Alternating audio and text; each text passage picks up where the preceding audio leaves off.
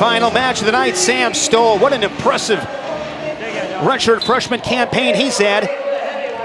And Michael Kroells for the Gophers. Both guys ranked in the top 10. Well, it's something also happened in between matches there. Very classy. The Iowa crowd gave a standing ovation to Jay Robinson entering his 30th year with the Gophers, and got a standing ovation from the 11,174 Hawkeye fans that are here. Really respect the job that he did when he was part of this program as assistant coach for Dan Gable and Gary Kurtelmeyer, and he meant a lot to this program and recognized that. They also recognized the great competitor he's been, bringing very competitive teams over the years and memorable matches in Carver Hawkeye and up in the Twin Cities as well. Stoll ranks 7th in the country, 17-2 following his first loss of the season in an opening match, 6-1 to Austin Marston. He's only got 1 defeat, and that was to Nick Wisdowski, the reigning 2-time national champion at the Midlands. And you talk to the Iowa coaching staff, very impressed with the consistency of Sam Stoll. Yeah, we talked about it here the last time we did the Iowa-Wisconsin matches. He's just been, he's got an offensive repertoire, and he's got this is the right target at the right time if you're Sam Stoll. I mean, Kroells was just a lot like him last year in this, just became competitive and then ended up doing a great job in the national tournament, ended up becoming an All-American. And that kind of you don't really expect with the world champion in the weight class and a 2-time NCAA champion in Wisdowski. You don't expect the redshirt freshman Stoll to be, right up there with those guys, but he's tracking, The 2 wins that he had over Billy Smith from Rutgers, Shane, were the more impressive wins that he's had this year. And this is the right opponent at the right time for Stoll. And if you're Kroells, you just want to basically hold serve in this situation. You want to give some reason to doubt his ability at this point, and it looks like Stoll's holding on to a neutral position. Stoll likes to work off the 2-on-1 heavy Greco background. No score, 45 seconds. He mentioned that win over Smith at Rutgers. Beat him 3-1 in sudden victory, and then came back and beat him 2-0 at the Midlands. So, like I said, this is the right opponent at the right time. What he looks for, he's able to drop down, and Kroells will go ahead and change levels himself. I mean, a lot of the work that's being done right now, look how active their hands are right now. There's weight being put on the opponent's head. They're clasping fingers a little bit. That'll probably bring the call. Stoll with 7 pins this season. Getting back to that call last match, that was a tough one. I just don't know when the clock expired. It certainly would have been a takedown at some point during that action that we saw. Tough, but I was really impressed with the way both guys went at it. There's a shot, spin around, no points yet. Kroells trying to keep his feet. Final seconds, first period, no score. Good work there by both guys. And again, the action that we've seen in this meet at the end of periods has been furious.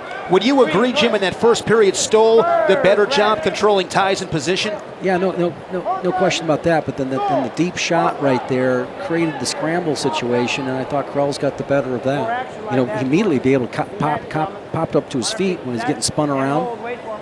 A lot of that's why he's an All-American. As Kara told us in the open, a pair of 2-time Minnesota State champions. There's a nice quick escape. Kroells, an engineering major. Tony Nelson, the heavyweight, was also an engineering major. Adam Kuhn, aerospace engineering. The big guys like space. How would you like to get, Kuhn and Kroells in his space capsule headed somewhere? Yeah, Kroells, aerospace engineer in high school, a 4.0, tops in his class. Got some very talented, bright young men wearing these Big Ten uniforms. So, this is the situation here. You can see the size, a little bit of a size difference, maybe favors Stoll. Big, wide upper body.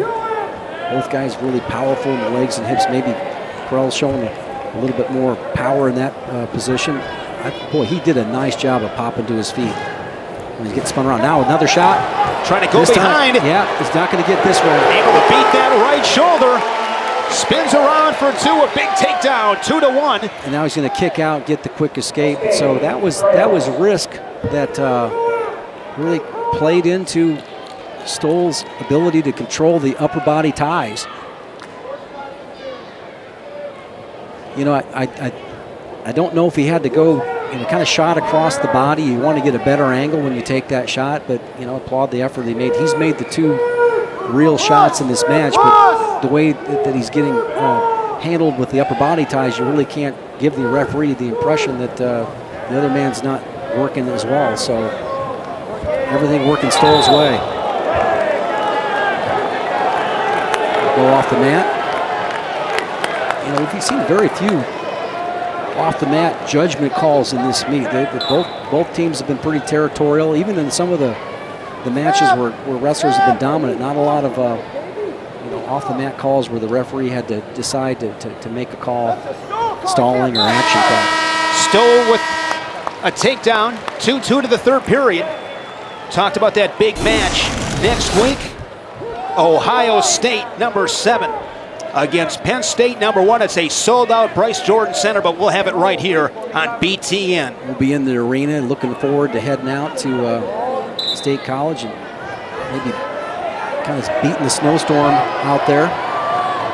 As long as we get there, I'm okay staying there for a while. That's great wrestling country. Stoll able to get to his feet, peels the hands, and back out in front, 3-2. Doing some research on Stoll, Jim. Won his final 99 high school matches, finished with a high school national record, 63 consecutive pins. He pinned everybody his senior season, and all but one as a junior. Yeah, that's high school though. This is the Big Daddy. Also league. a 2000. Like I said, this is his moment right now. 126 left in this. Is he capable of knocking off an All-American?